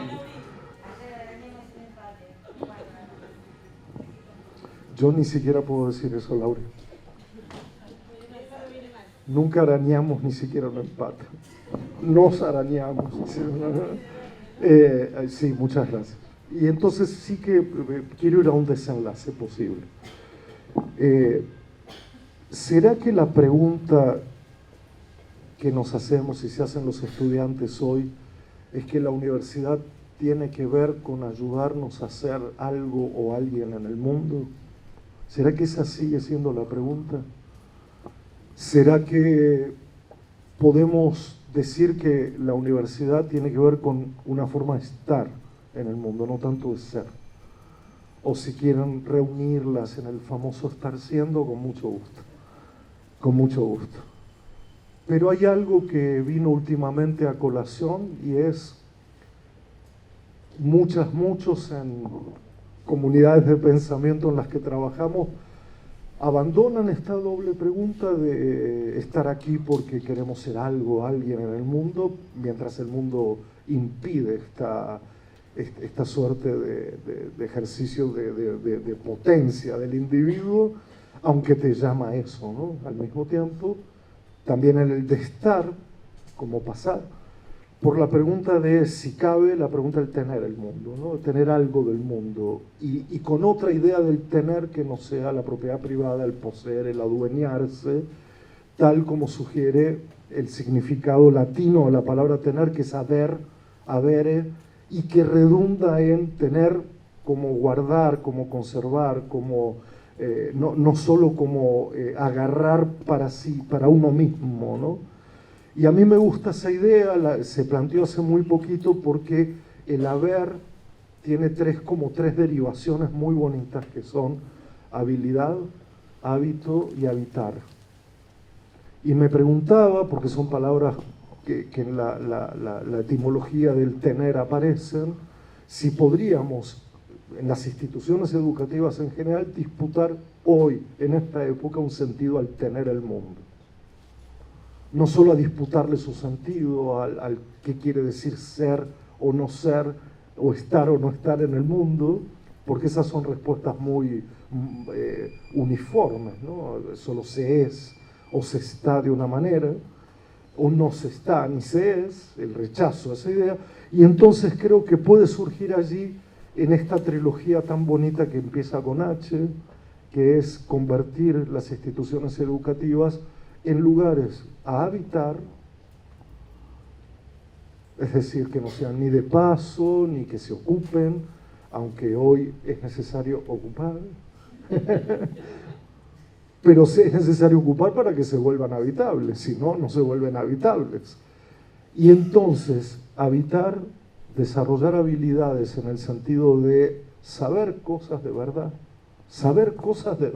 no superfluamente, no fugazmente, saber cosas de verdad y sostener los hábitos cuando de eso se trata el ritual, la ceremonia, la festividad, la memoria, ¿no? Lo ritualístico que cada institución necesita para hacer eso. Entonces yo creo que lo que vuelve una institución mucho más ligada a comunidad que a preparación es revisar sus hábitos, su lugar como hábitat y las habilidades que se plantean en su interior, no entendiendo habilidad por competencia ni por aprendizaje. Etcétera. Serían las 3 H's de la escuela del mañana. Del siglo XIX. A mí me gustó esta idea de, siempre se dijo que hay que estudiar para ser alguien en la vida, ¿no? Pero vos le cambiás y decís que se busca ser alguien en el mundo. que es una variación interesante y que se conecta con algo que traías de Paul Virilio, de que el aquí y el ahora están desgarrados. Cuando mencionaste eso, pensaba que si se refiere a la experiencia del estar tecnológicamente en muchos lugares en un mismo momento, también se parece a la experiencia de estar en muchos momentos en el mismo lugar. Me preguntaba si es un aquí con varios ahoras o si es una ahora con varios aquíes. Y también me pregunto si en realidad no es lo mismo las dos cosas. Me cuesta pensarlo porque me mareo con esa suma de combinaciones de las mismas palabras. Pero me gustó eso. También es cierto que... Puedo hacer, perdón, una bromita a este respecto, pero ¿cuántas veces hemos dicho durante la pandemia, bueno, gracias por invitarme a Colombia, a Chile,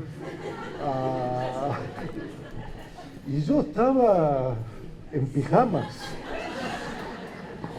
Y se apagaba y miraba para los costados y digo, qué raro que es Colombia, ¿no? Digo, se parece tanto a mi barrio. Bueno, ese sería una hora con varios aquíes. Pero no son falsos esos varios aquíes también, ¿no? No, por otro lado, pensaba que en una clase normal uno también lleva a los estudiantes a otros ahoras y a otros aquíes, y muchas veces en eso consiste la clase, no solo de los profes de historia, sino que uno enseña teorías que vienen del pasado, de otros continentes, y ese desahorarse y desaquearse en un punto es lo que le da magia a esa conversación de la clase. Entonces, de nuevo hay dos lecturas posibles, ¿no? De las mismas cosas, así como del tener, hay una lectura interesante que se despliega en este habitar, en la habilidad y en el hábito, pero también hay una lectura bien comercial o bien capitalista del tener, por supuesto, ¿no? Y vos hablabas del amor y de este desglosamiento de un amor en el amor hacia la materia que uno enseña, porque uno tiene que amar la matemática para ser profesor de matemática, pero también amor a contarla. Y en el tango eso se ve clarísimo. Hay bailarines que claramente aman la danza y bailan muy bien, y aman el escenario, y aman viajar a otros países a competir y a mostrarse en los escenarios, pero son pésimos profesores y no tienen madera de profes. Y muchas veces los mejores profes no son gente que ha hecho carrera artística en la danza, no son virtuosos, y sin embargo entienden la dificultad, entienden la habilidad. El mundo de la danza es un mundo en el que aparece con mucha claridad algunas de esas cosas. Para mí fue un descubrimiento. Yo soy bastante malo bailando el tango, pero bueno, vos me has visto, así que lo comprobaste. Pero me gusta mucho la situación de enseñanza. Fui a muchas clases de tango para observar cómo enseñaban, cómo había profes que pensaban que ser principiante era saber poquito, y ser intermedio era saber un poco más, y ser avanzado era saber mucho, y otros que se daban cuenta que ser principiante era querer que a uno le abran las puertas de ese mundo, comprender los códigos, que le den la bienvenida, que ser avanzado era querer encontrar un estilo personal o una pregunta propia respecto de pensar por sí mismo en ese punto, algo en relación a esa danza, y que el intermedio era el que estaba confundido y todavía no sabía para dónde arrancar, que le resultaban gigantescas pequeñas dificultades técnicas, cosas a las que todavía no sabía cómo armarlas en el rompecabezas de su propio cuerpo. Entonces, la metáfora esta de amar algo y amar ver al otro balbuceándolo, amar darlo a balbucear,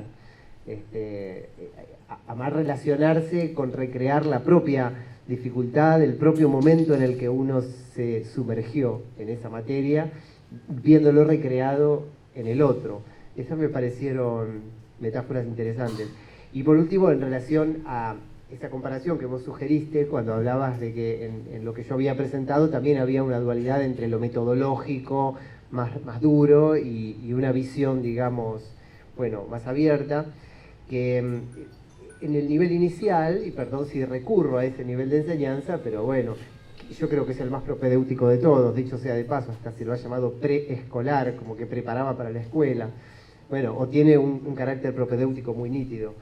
Pero pensaba que hay un lugar en las prácticas docentes del jardín en el que se ve eso, cuando uno mira el aprendizaje como algo útil, como algo, digamos, uno enumera en esos pequeños informes que se hacen de los niños y las niñas al final de cada ciclo. Entonces esos informes dicen, bueno, Camila es una niña muy alegre, llega al jardín, cuelga la mochila, es capaz de esperar su turno en la ronda, cuenta hasta 28, esto lo logró, esto no lo logró, esto le sale, en esto todavía trabajamos. Es una especie de inventario de los logros, ¿no? Y de los no logros.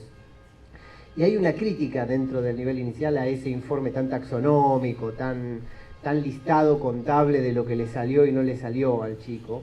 Y entonces se promueve una evaluación de procesos, como se la llama, que no esté centrada en los resultados, sino en algo más narrativo, más episódico, en los registros narrativos, que se lo llama. Pero muchas veces, por no decir casi todas, estos textos se convierten en textos que hablan de lo emocionante que fue compartir eso juntos, de cómo el niño se comprometió, cómo el niño lo disfrutó y participó, pero no se hace la menor referencia a un proceso pedagógico. Como que se da por hecho que referirse narrativamente y no taxonómicamente, haciendo una contabilidad de los aprendizajes, implica no referirse a nada del orden de esa relación de sumergirse en un mundo de conocimiento, relacionarse con algo, dar, digamos, muestras de que a uno le está pasando algo. Entonces, hay todo un lenguaje todavía no construido. Yo creo que si Carlos estuviera acá diría que ese lenguaje tiene que ser narrativo. Ah, está. Pero sí. Pero claro, esa respuesta que creo que vos solés dar, ¿no es cierto? Que el lenguaje para hablar de la educación es un lenguaje más bien narrativo, me parece que es súper oportuna ahí, pero narrativo significa contar algo también, no reemplazar el análisis taxonómico duro, sancionante, por una floritura poética más o menos vacía y no siempre del todo poética, ¿no? ¿Tenemos otras preguntas, comentarios? ¿Hablas fuerte o sacas al micrófono? Hablo fuerte. Y se los ponéis lo pierden la transmisión, ¿no? Estaba todo pensado para esto, para que vinieras adelante. Si no, la transmisión no sale. Bueno, muchas gracias por esta mini conferencia de cada uno. Voy a preguntarte a vos, Carlos, y voy a reflexionar alguna cosa. Estoy como muy preocupada en este momento. Leo futuro, vos hablas de mundo y a mí se me aparece como un lugar incierto el mundo y el futuro, o sí. O sea, no puedo evitarlo. Y los acontecimientos que nos circundan parecieran estar diciéndonos que esa formación universitaria preparatoria para lo útil está ganando demasiado la partida, al punto de que me siento como, viste, así hablaba Zaratustra cuando Nietzsche dice todo lo que está por venir ya pasó. Y cuando ganan las elecciones en Italia de esta manera, y cuando acá en la ciudad de Buenos Aires pasa lo que pasó con la vicepresidenta, y digamos, eso en un marco, en un contexto en el que lo irracional está entre nosotros de una forma inaceptable, donde no puedo escuchar porque siento que no puedo escuchar lo irracional en las conversaciones que se afirman con tanto convencimiento de personas públicas que están generando políticas públicas. Me genera una impotencia tremenda como universitaria. Entonces cuando digo, porque me pone mal como ciudadana en general del mundo y de aquí, pero entonces me pongo a pensar en esto, ¿no? Es decir, bueno, en medio de este contexto, donde están todos estos acontecimientos que preocupan porque es como la vuelta a un pensamiento irracional que pensamos haber dejado atrás. Nosotros, modernos, creíamos que habíamos salido de ese lugar para no volver a ese exacto mismo lugar. Y entonces digo, bueno, ¿no será que en este tiempo de formación preparatoria para, digamos, en algunos ámbitos del conocimiento, que no son por ahí los lugares de las ciencias sociales o de la filosofía o de la educación, en otros lugares, se dan los elementos para que esto esté pasando, ¿no? Y se haga un pensamiento unidireccional y una razón instrumental domina todo lo que nos circunda? Digo, ¿será eso?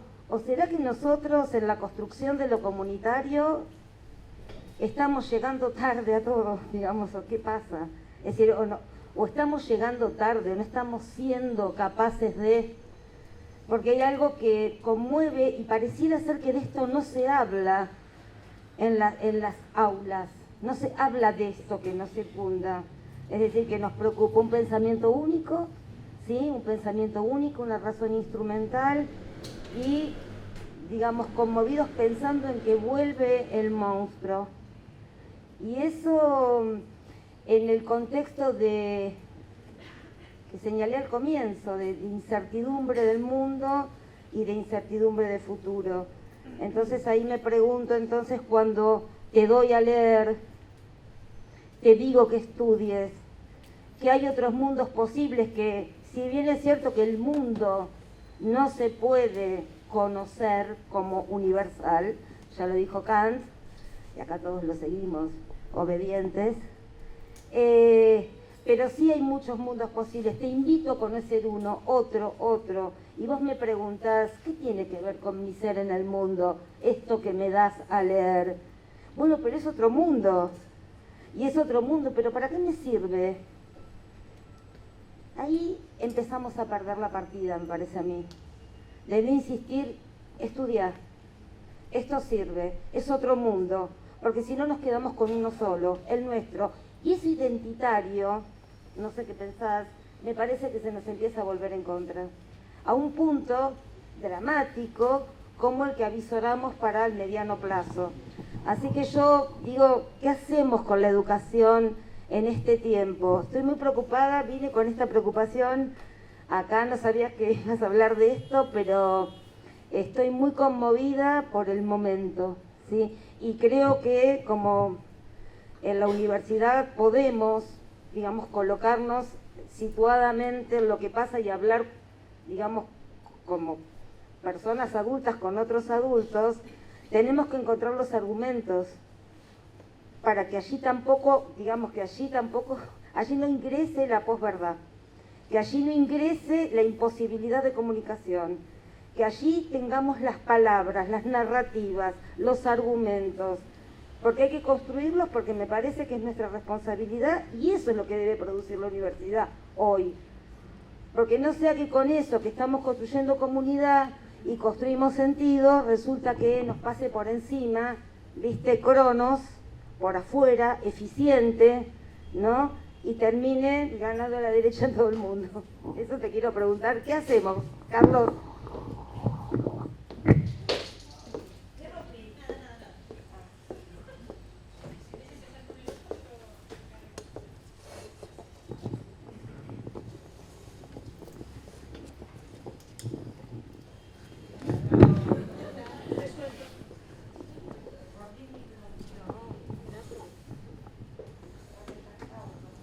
Veníamos con Dani en el coche. Voy a esperar que... Eso hacemos, Laura, nos abrazamos. No sentimos la soledad y tal. No, vamos a tratar de conversar sobre esto. Veníamos con Daniel hablando mucho sobre ideología, memes. Si de lo que se trataba era de una reideologización o una banalización de las ideas, si la gente elige ciertas condiciones y situaciones que nosotros podíamos plantear ideológicamente y que no son ideológicas, son de otra naturaleza, que no terminamos de entender, digamos, y que prejuzgamos, básicamente. A ver, dos cosas que creo que ensanchan la conversación, no la resuelven, la ensanchan. Desde ya que, por otro lado, la comunidad no solo es de pensamiento, sino que es sobre todo de conversación, o no es comunidad, claro. Pero hoy esa tarea es imposible porque estamos en antagonismos, no en conversación. Y ahí yo creo que hay un problema muy serio que tenemos para tomar la palabra, porque lo primero es desde qué lugar estás hablando, ¿no? O cuál es tu punto de vista con una especie de solidez argumentativa que no permite la búsqueda cooperativa. La verdad que es lo socrático por excelencia, pero también es lo ancestral por excelencia. Sentarse a conversar, porque algunas verdades pueden ser no solo reveladas, sino además compartidas, y tener una cierta duración en el tiempo. No que todo el tiempo sea fugaz en ese sentido. Pero dos cosas, una que es más sobre nosotros, digamos, si es que podemos hablar de nosotros, y que yo en un momento anuncié como el problema de la identidad y lo que hemos pasado como batalla por la definición de una identidad traducida jurídicamente, es decir, definida jurídicamente, y cómo eso espanta a buena parte de la población, cómo eso espanta. Solo un detalle, no sé cómo juzgarlo, pero en una conversación en Montevideo hace muy poquito tiempo, un director de escuela en una reunión de padres dijo aquello de: para nosotros los chicos son sujetos políticos, y la mitad de los padres se levantaron y se fueron, pero espantados completamente. Dice, está bien que lo podamos pensar o podamos darle una vuelta a esa idea, pero que eso espanta porque hoy está tenido de una suerte de presunción ideológica que vaya a saber en qué continúa y cómo esto confunde luego sexualmente a mis hijos y todo lo demás, ¿verdad? Y hay que prestar atención a este espanto por unas ideas que nosotros hemos naturalizado. Y entonces, hablando justamente de nosotros, creo que también hemos cometido un error, un pecado, o no sé cómo llamarlo, una equivocación, que es entender la crítica como el esperar un hecho para tomar un punto de vista. Que eso es propio de las industrias informativas, no de la educación. Si lo propio de una industria informativa es, dado un hecho, criticarlo, reaccionar, ser reactivos en el sentido filosófico, digamos, reaccionar, ¿no? Reaccionar. Pero el que reacciona, el reactivo, tiene que esperar el hecho. Si no, no puede reaccionar y mucho menos construir un hecho que no sea objeto de ese proceso de determinación y crítica. Quiere decir que no habilitamos un tercer lugar entre el hecho y su crítica, que es el de lo que podríamos llamar una cierta rebeldía al proceso crítico para construir un mundo no acrítico, sino un mundo creativo, inventivo, que no obedezca ese par, información, opinión, que no obedezca ese par en el que entramos porque hemos confundido el mundo con la realidad y la realidad con la coyuntura, que es la peor de las confusiones. Creemos que el mundo es la realidad y que la realidad es lo coyuntural. Y si bien tenemos que enfrentar lo coyuntural, queda muy poco o queda mucho del mundo por poner en juego, que no está en lo coyuntural. ¿Te acordás cuando Camus decía, claro que existe la humillación, pero también existe la belleza? Joder, ¿qué pasa? Que solo le prestamos atención a la belleza como burgueses y a la humillación como críticos y no logramos reunir en un mundo posible ambas cosas. Eso es una crítica a propósito de nuestra forma de posicionamiento crítico, cuando decimos ay, qué barbaridad, qué equivocados están, qué irracionales son, porque muchas veces que hemos intentado conversar de verdad, la pregunta no es qué estás pensando, sino cómo has llegado a pensar lo que estás pensando, o cómo hemos llegado a pensar lo que estamos pensando. Es un problema formativo, no es una pregunta coyuntural, Laura. A mi modo de ver, en educación las preguntas coyunturales tienen una cierta relevancia, pero el origen y la historia de una pregunta y de una idea es más materia de nuestro trabajo. Entonces, ¿cómo se llega a ser lo que somos hoy? ¿Por qué se llega a esta situación de incertidumbre donde, y ahí viene lo segundo que te quería comentar, nunca hemos hablado de Peter Sloterdijk, no sé si te gusta, yo no sé si se puede plantear en términos de gusto, pero él hace en un libro llamado Los hijos terribles de la modernidad, el experimento antigenealógico de la modernidad tardía, una hipótesis muy seria que se puede leer en términos formativos y que creo que no le hemos prestado demasiada atención. Él dice, primero, que ya no hay generaciones, sino que hay, y eso es un gran logro del capitalismo, una especie de difuminación, se dice, difuminación de las diferencias generacionales que a lo largo de la historia definían el estatuto formativo de una institución. Es decir, sin diferencia generacional no habría propósito formativo, no hay lo nuevo y lo viejo, entre otras cosas, ¿no? Y a partir de eso él construye una pregunta sobre el presente, el pasado y el futuro que creo que es clave para entender parte de lo que nos está pasando y ojalá nos sirva para seguir la conversación. Uno, parece que el pasado ya no tiene nada que decir. No es que él crea eso y que le parezca bien, ¿eh? Es que él está diciendo, pareciera ser que el pasado ya no cuenta, que ya no es narrativo. O sea que lo hemos convertido o en un archivo memorístico, obligatorio, monumental, museístico, pero que no está vivo, como si al no tener generaciones distintas, el pasado ya no pudiera hablar, ya no pudiera decir nada. Y él dice, lo que pasa cuando el pasado no toma la palabra no es solo que ya no hay mitología sobre el origen, sino que tampoco hay narrativa sobre el presente. Ajá. Primera cuestión. La segunda, el presente ya no tiene la pregunta, por lo tanto, sobre la experiencia y la existencia de lo humano. Lo que tiene es una inmanencia absoluta. No es una pregunta por quiénes somos, a dónde vamos, de dónde venimos, no tiene que ver con esas preguntas. Ha sido reemplazado por la respuesta preconstruida de un futuro bajo la forma de novedad, dice Slaughter. ¿Se entiende? Es decir, todavía el presente no es capaz de formular sus preguntas trascendentes porque han sido transformadas por las inmanentes y el futuro ya te responde. Como cuando pones distancia entre Ciudad de Buenos Aires y ya te pone Laponia, La Plata, La Pataya, y yo no pregunté nada de eso, pero ya te llegan todas las respuestas. Entonces, futuro, novedad, presente, abulia, me quedo esperando que la novedad resuelva, traiga la respuesta, el pasado no me habla.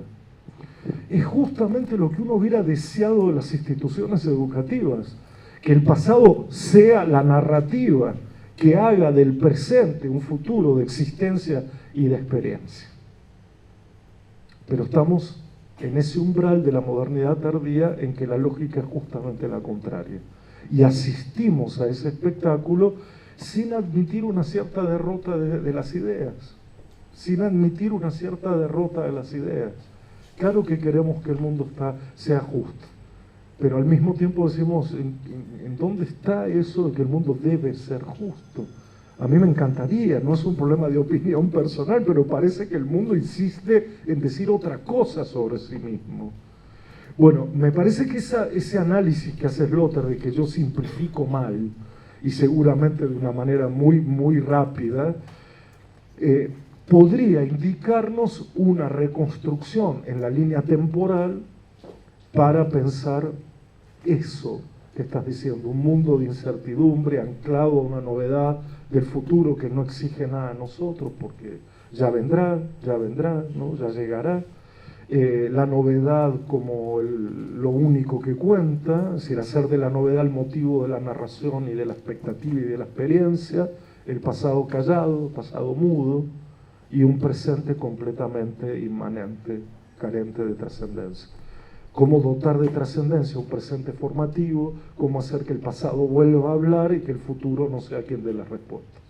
Porque además las respuestas del futuro generalmente son autodestructivas, y eso lo sabemos bien. Es lo que puedo... Yo también te quiero. Bueno, vamos a ir cerrando este panel porque todo va terminando y con ello estas jornadas. Queremos agradecerles mucho esta disposición a la conversación, esta turbulencia de ideas. Les estoy agradeciendo, me tienen que escuchar. Sí, porque estaba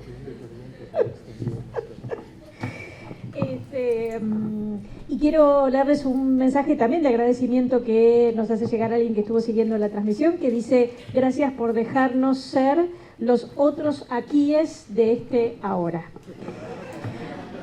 Así que muchas gracias a cada uno de ustedes, muchas gracias por acompañarnos, por estar aquí, por propiciar esta conversación. Y nos seguiremos encontrando a pensar, a cuestionar y a revisar todo aquello que hacemos en la enseñanza, en el vínculo educativo que nos forma, que nos posibilita y que nos encuentra con otros, otras. Muchas gracias.